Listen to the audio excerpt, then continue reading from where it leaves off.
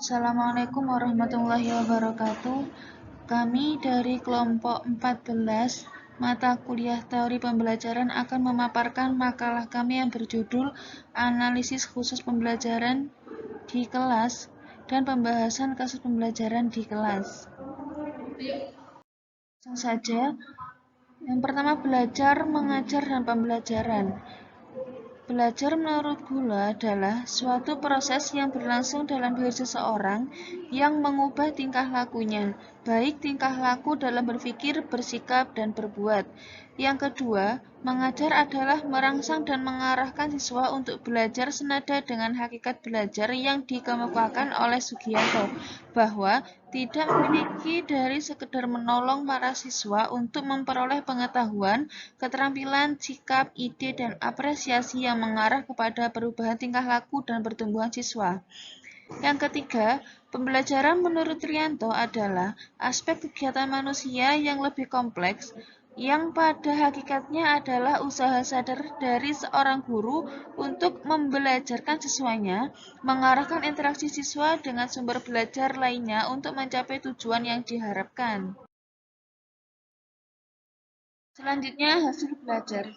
Sujana mengklasifikasikan kemampuan belajar menjadi 3 kategori, yaitu 1. Ranah kognitif adalah kemampuan intelektual meliputi pengetahuan atau ingatan, pemahaman, aplikasi, analisis, sintesis, dan evaluasi. Yang kedua, ranah efektif berkenaan dengan sikap dan minat meliputi penerimaan, jawaban atau reaksi, penilaian organisasi, dan internalisasi.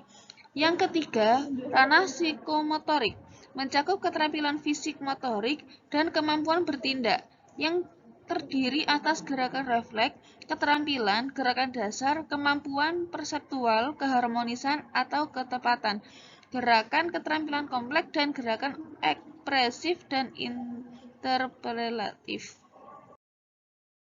Konsep dasar pembelajaran berdasarkan masalah.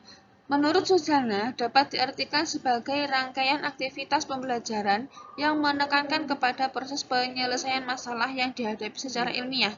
Terdapat 3 ciri utama PBM, yakni pertama, PBM merupakan rangkaian aktivitas pembelajaran. Yang kedua, aktivitas pembelajaran diarahkan untuk menyelesaikan masalah.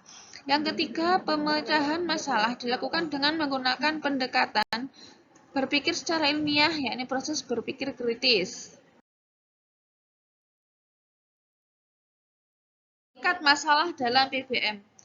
Hakikat masalah PBM adalah kesenjangan antara situasi nyata dan kondisi yang diharapkan, atau antara kenyataan yang terjadi atau dengan apa yang diharapkan terjadi. Kesenjangan tersebut dapat dirasakan dari adanya keresahan, keluhan, kerisauan, atau kecemasan. Oleh karena itu, materi pelajaran tidak terbatas dari yang bersumber dari buku saja, akan tetapi juga yang datang dari peristiwa-peristiwa tertentu sesuai dengan kurikulum yang berlaku.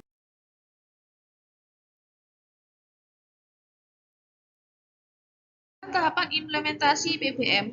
Seperti pendekatan pembelajaran lain, PBM juga memiliki tahapan-tahapan pelaksanaan yang hendaknya diikuti secara selektif sehingga membuahkan hasil yang berdaya guna. Selanjutnya, untuk tahapan-tahapan implementasi PBM, itu ada 6 tahapan. Mungkin untuk lebih jelasnya, bisa dibaca sendiri 6 tahapan-tahapan implementasi yang telah kami sebutkan. Untuk kelebihan PBM ada 8 macam, diantaranya merupakan teknik yang cukup bagus untuk lebih memahami isi pelajaran, menantang kemampuan siswa, serta memberikan kepuasan untuk menemukan pengetahuan baru bagi siswa, meningkatkan aktivitas pembelajaran siswa, membantu siswa bagaimana mentransfer pengetahuan mereka untuk memahami masalah dalam kehidupan nyata, membentuk siswa untuk mengembangkan pengetahuan baru dan bertanggung jawab dalam pembelajaran yang mereka lakukan, menunjukkan kepada siswa bahwa setiap mata pelajaran pada dasarnya merupakan sesuatu yang harus dipahami oleh siswa, cukup menyenangkan dan disukai siswa. Yang terakhir, mengembangkan minat siswa untuk belajar lebih dalam serta melibatkan diri dalam pemecahan suatu persoalan.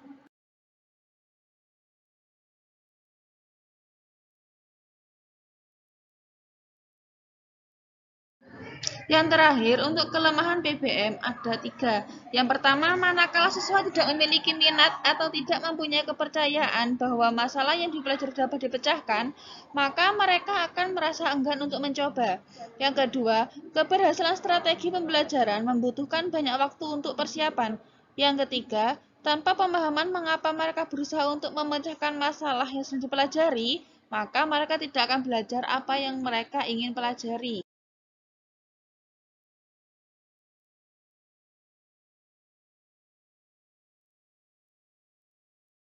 Mungkin cukup sekian pemaparan dari kami. Untuk kurang lebihnya kami mohon maaf yang sebesar-besarnya. Kritik dan saran dari teman-teman selalu kami tunggu. Wassalamualaikum warahmatullahi wabarakatuh.